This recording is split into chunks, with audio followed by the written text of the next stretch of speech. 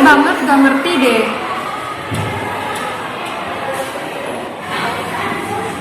Coba aja ada yang bisa bantuin aku. Kamu siapa? Hai, aku Jini yang keluar dari kamar Kamu bisa keluar dari kamar aku ini? Kan tadi kamu udah musap-musap tumbler itu. Nah, keluar dari situ, maka aku akan mengabulkan 3 permintaan darimu. Tapi sebelum itu, kamu harus menyimpan gelang ataupun kalung ini sebagai tanda jika aku abdimu. Simpan baik-baik ya, Sista. Aku punya satu permintaan pertama buat kamu. Apa tuh? Aku dari tadi kan baca-baca buku sejarah ini karena aku ada tugas. Tapi aku udah baca berapa kali, aku gak ngerti-ngerti. Jadi permintaan aku buat aku paham sama materi ini. Cuma itu aja. Hal yang mudah untuk Jini bisa membuat kamu paham materi itu. Tapi Jini aku tidak membuat Sista tergantung padaku. Jadi aku sendiri yang akan membuat Sista paham sama materi itu. Emang bisa? Iya dong, kan aku Jin, aku tahu semuanya. Ya udah boleh deh, jelasin ke aku sekarang. Sista harus perhatiin aku ya, jangan main-main, jangan ngelamun. Oke Sista, tentang materi ini kan? Kok kamu tahu sih? Sudah aku bilang aku ini Jin, Sista aku tahu. Oh iya, ini aku lupa. Lah kita mulai aja tentang perkembangan politik dan ekonomi. Betul? Betul.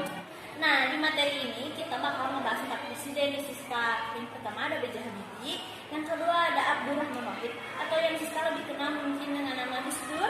Yang ketiga ada Megawati Soekarno Putri, yang terakhir ada Bapak Susilo Bambang Yudhoyono atau Bapak SBY. Kita langsung yang pertama aja ya Siska. Oke Jini. Nah, yang pertama kita bakal ngebahas tentang siapa pemerintahan Presiden B.J. Habibie. Nah, di masa pemerintahan B.J. Habibie ini, meskipun cuma sebentar memerintahnya, cuma kira-kira 1,5 bulan aja beliau memerintah.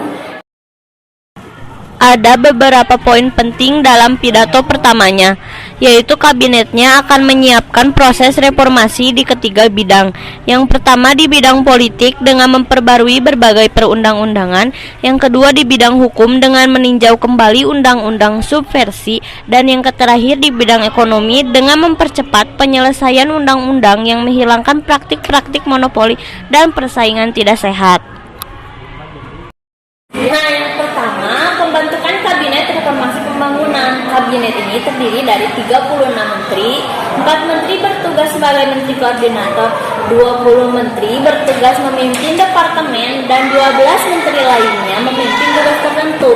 Dan 20 menteri di antara 36 menteri yang ada ini merupakan menteri pada Kabinet Pembangunan era zaman Soeharto.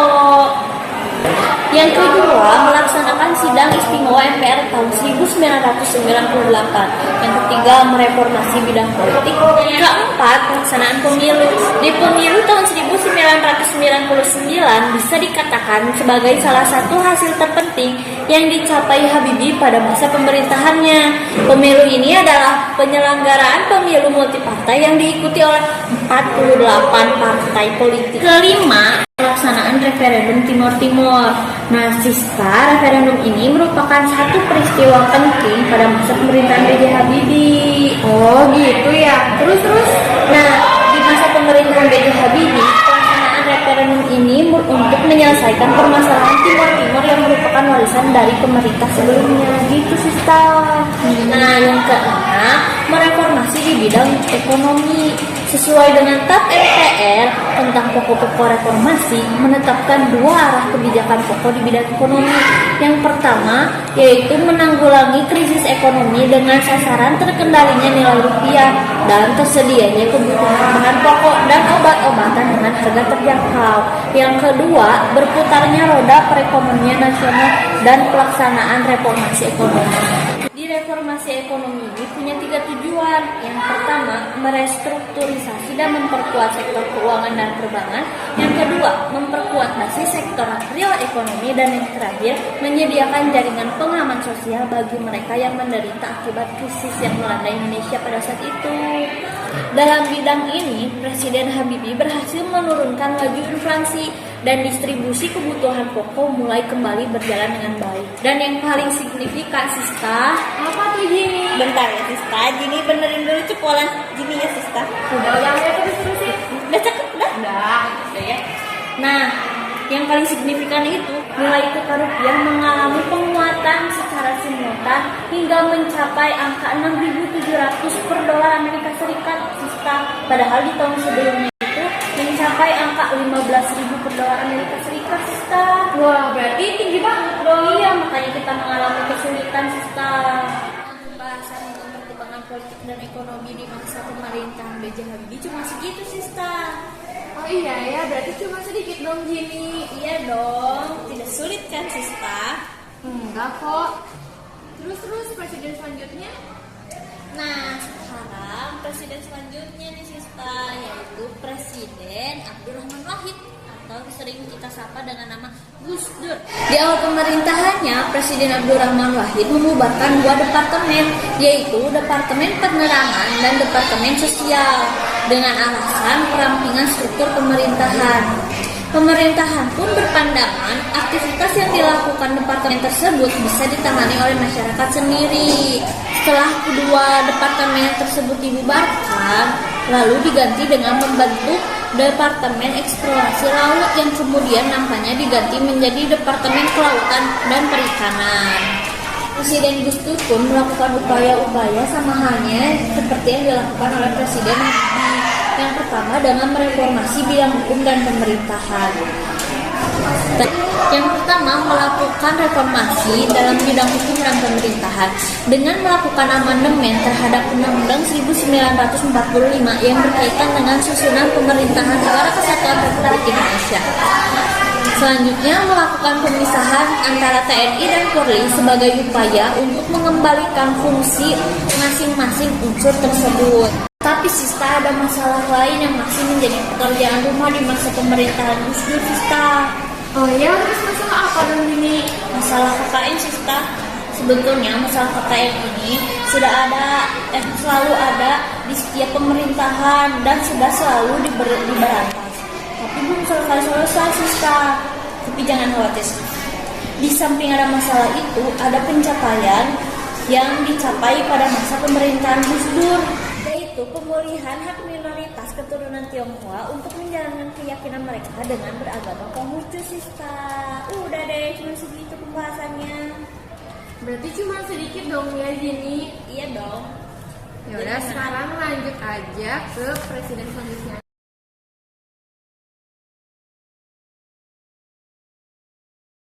Nah, pembahasan kita selanjutnya yaitu masa pemerintahan Presiden Megawati Soekarno Putri. Sista tahu kan yang anaknya presiden kita yang pertama, Bapak Soekarno? Tahu dong. Ibu Megawati mengawali tugasnya sebagai Presiden Republik Indonesia yang kelima dengan membentuk Kabinet Gotong Royong. Presiden Megawati juga sama seperti presiden sebelum-sebelumnya banyak melakukan reformasi di dalam berbagai bidang. Yang pertama, dengan mereformasi dalam bidang hukum dan pemerintahan, dengan kembali melakukan amandemen terhadap Undang-Undang 1945.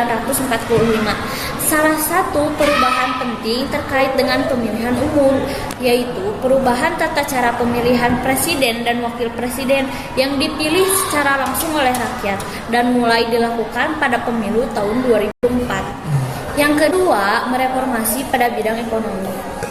Krisis moneter yang melanda Indonesia sejak tahun 1998 belum dapat dilalui oleh dua presiden sebelum Presiden Megawati, sehingga pemerintahannya mewarisi berbagai persoalan ekonomi yang harus dituntaskan.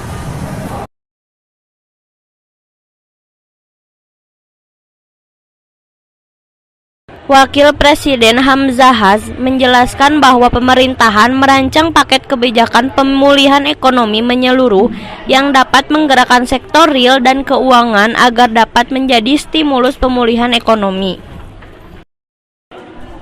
Minimnya kontroversi selama masa pemerintahan Megawati berdampak positif pada sektor ekonomi. Indikator keberhasilan pemerintahan Presiden Megawati adalah rendahnya tingkat inflasi dan stabilnya cadangan devisa negara, nilai tukar rupiah yang relatif membaik, dan berdampak pada stabilnya harga-harga barang. Kondisi ini juga yang meningkatkan kepercayaan investor terhadap perekonomian Indonesia yang dianggap menunjukkan perkembangan positif. Namun, berbagai pencapaian di bidang ekonomi pemerintahan Presiden Megawati mulai menunjukkan penurunan. Pada pertengahan tahun 2002 sampai 2003, nilai tukar rupiah yang sempat menguat hingga 8.500 per dolar Amerika kemudian melemah seiring menurunnya kinerja pemerintah. Nah, bahasan yang ketiga yaitu masalah disintegrasi dan kedaulatan wilayah. Nah, ini masalah yang sangat penting Sista karena menyangkut kedaulatan wilayah negara Republik Indonesia. Masalah yang pertama yaitu masalah Aceh yang ingin melepaskan diri dari Indonesia. Ada organisasinya di sana Sista, namanya GAM, Gerakan Aceh Merdeka. Yang kedua, masalah Papua, organisasinya juga ada, Organisasi Papua Merdeka. Masalah yang kedua juga sama halnya, Papua yang ingin melepaskan diri dari Indonesia. Organisasinya pun ada Sista, namanya Organisasi Papua Merdeka atau yang disebut dengan OPM. Masalah lainnya yang tak kalah penting Sista, yaitu sengketa status Pulau Sipadan dan Legitan yang ada di Kepulauan Ambalat dengan pemerintahan Malaysia. Ini gambarnya Sista. Tahu kan Sista? Nah, meskipun akhirnya Malaysia menang atas kedua pulau tersebut, padahal kita sudah memperjuangkan kepulauan ini sejak tahun 1997 Sista. Wah, Sista, kita udah ke pembahasan yang terakhir. Yeay. Tapi aku udah capek Sista, kasih aku semangat dulu. Caranya dulu. Wah, Sista, kita udah ke pembahasan yang terakhir loh. Yeay. Tapi aku udah capek Sista, kasih aku semangat dulu. Gimana caranya? Gini Sista, harus baca mata caranya. Go Jini, go Jini, go. Tapi Sista harus senyum yang paling tulus, yang paling ikhlas. Biar aku semangat. Coba Sista. Go Jini, go. Kurang semangat Sista, kurang senyumnya. Ayo tulus senyumnya biar Jini semangat. Aku udah tulus Jini. Coba sekali lagi Sista. Ya, oke deh demi kamu. Go Jini, go Jini, go. Nah, gitu dong Sista. Jadi kan Jini juga semangat buat membahas materi kita yang terakhir. Yang terakhir yaitu masa pemerintahan Presiden Susilo Bambang Yudhoyono atau yang lebih kita kenal dengan Bapak SBY. Pak SBY ini merupakan Presiden pertama Republik Indonesia yang dipilih secara langsung oleh rakyat. Pak SBY merupakan Presiden pertama Republik Indonesia yang dipilih secara langsung oleh rakyat. Upaya-upaya yang dilakukan Presiden SBY yang pertama yaitu upaya untuk meningkatkan kesejahteraan masyarakat. Upaya untuk mengentaskan kemiskinan direalisasikan melalui peningkatan anggaran di sektor pertanian termasuk upaya untuk swasembada pangan.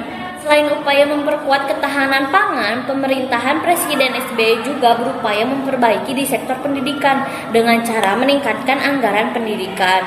Di bidang kesehatan pun, pemerintahan memberikan bantuan kesehatan gratis untuk berobat ke puskesmas dan rumah sakit melalui pemberian asuransi kesehatan masyarakat miskin dan beberapa kali menurunkan harga obat generik. Selanjutnya, dengan mereformasi di bidang politik dan menjaga kesolidan pemerintah dengan membentuk sekretariat gabungan atau Setgab antara Partai Demokrat dengan partai-partai politik lainnya yang mendukung Bapak Susilo Bambang Yudhoyono. Setgab ini bertujuan untuk menyatukan visi dan misi pembangunan agar arah koalisi berjalan seiring dengan kesepakatan bersama. Nah, pembahasan selanjutnya, bentar Sista, Jini lupa. Aduh, apa ya? Kok lupa sih? Kok Jin bisa lupa? Kan jin juga ciptaan Tuhan, Sista bisa lupa. Bentar ya. Oh iya, pesan yang terakhir, euforia berdemokrasi, yaitu euforia masa reformasi. Selesai deh Sista materinya. Wah, makasih Jin. Akhirnya aku sekarang ngerti. Sama-sama, itu hal yang mudah untuk Jini. 2 permintaan lainnya?